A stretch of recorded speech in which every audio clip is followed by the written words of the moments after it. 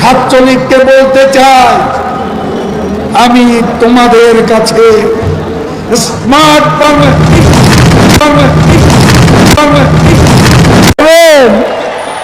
না হলে ঠাকুরগাঁয়ের বাড়ি আছে না, ওই বাড়িতে গিয়ে উঠবো।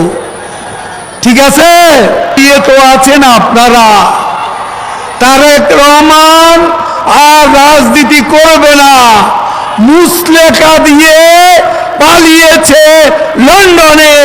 7 বছরের দণ্ডিত পলাতক আসামি আপনাদের নেতা ভারপ্রাপ্ত চেয়ারম্যান তারেক রহমান পালিয়ে যায়, আমরা পালাতে জানি না। আমরা এই দেশেতেই জন্মি, এই দেশেতে মরবো, পালাবো না।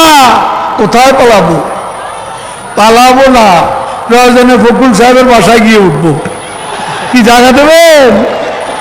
না হলে ঠাকুরগাঁয়ের বাড়ি আছে না, ওই বাড়িতে গিয়ে উঠবো। ঠিক আছে, বড় জ্বালা জ্বালা, অন্তর জ্বালা। তৈয়ার হয়ে যান, রেডি হয়ে যান। বিএনপির এখনো শিক্ষা হয়নি, শিক্ষাটা পাবে যখন আগামী নির্বাচনে আবারও পরাজয়ের মুখ।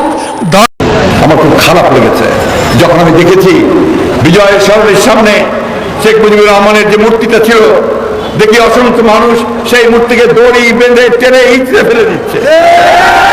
খারাপ লেগেছে কেন? তিনি তো আমাদের নেতা ছিলেন, তাই না? স্বাধীনতা যুদ্ধের সময় তো তার বিরাট ভূমিকা ছিল। এই লোকটাকে এই হাসিনা কত ছোট করে ফেললো যে আজকে তারও মূর্তি নামিয়ে ফেলল। তার জন্য সম্পূর্ণভাবে হাসিনা দায়ী।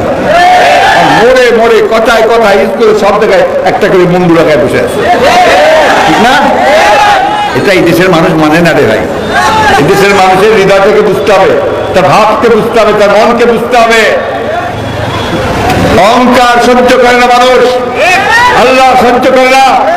পরিষ্কার আল্লাহ বলেছেন যে তুমি অহংকারে হয়েও না, সেটা কেউ সহ্য করবে না। ছাত্র জনতার গণ আন্দোলনে সরকার পতনের পর বিএনপির এই মহাসমাবেশ, মূলত এই মহাসমাবেশ থেকে সুনির্দিষ্টভাবে বেশ কিছু নির্দেশনা দেন বিএনপির মহাসচিব মির্জা ফখরুল ইসলাম আলমগীর সহ দলটির স্থায়ী কমিটির সদস্যরা। আমি রাষ্ট্রপতির কাছে আহ্বান জানাবো, অতি বিলম্বে কোনো বিলম্ব না করে ইন্টারিম গভর্নমেন্ট যেটা চলের দাবি অন্তর্বর্তীকালীন সরকার, সেই সরকার গঠন করুন। কোনো বিলম্ব না করে এই সরকার তারা 3 মাসের মধ্যে নির্বাচন করবেন, সেই ব্যবস্থা তারা করবেন। এর জন্য পূর্ণ সহযোগিতা আমরা তাকে দেবে, জনগণ তাকে দেবে। বন্ধুগণ, এই অন্তর্বর্তীকালীন সরকার এদেশের মানুষের অধিকার, এই অধিকার প্রতিষ্ঠা করার জন্য দায়িত্ব প্রাপ্ত হবে। মানুষের অধিকার আরেকটি ছাত্ররা যে অধিকার নামাজ হয়েছে, আজকে সুপ্রিম কোর্ট রায় দিয়েছে। এছাড়া বাংলাদেশের যে মানুষের যে অধিকার, গত 16 বছর যাবৎ এদেশের মানুষ নিজের হাতে ইচ্ছা মতো ভোট দিতে পারে না। এই মানুষের জনগণের অধিকার তিনি দ্রুতভাবে তাদের ইচ্ছা মতো ভোট দেওয়ার সুযোগ এই অন্তর্বর্তী সরকারকে করতে হবে। অমুক জায়গায় জায়গা দেওয়া হচ্ছে, অমুক জায়গায় জায়গা দেওয়া হচ্ছে, আমি এই সমস্ত অনেক কিছু শুনেছি। এগুলো সব প্রতিহত করতে হবে। এখন সবাই অনেকেই যারা বিএনপি করে না, যারা যুবদল করে না, যারা কখনো রাজনীতি করে নাই, তারা এখন ব্যক্তি স্বার্থ চিন্তা করে।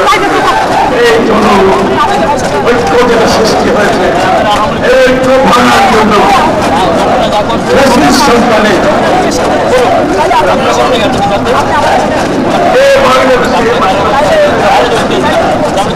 বাংলাদেশ এটাও ভাঙার জন্য সরকারের দালালরা বিভিন্ন জায়গা থেকে চেষ্টা করে যাচ্ছে। কারণ একটি নির্বাচনের পরিস্থিতি তৈরি হবে এবং সেই পরিস্থিতিতে আগামী দিনের সেই নির্বাচনের জন্য আমি এখন থেকে আপনাদেরকে প্রস্তুত হওয়ার আহ্বান জানাই।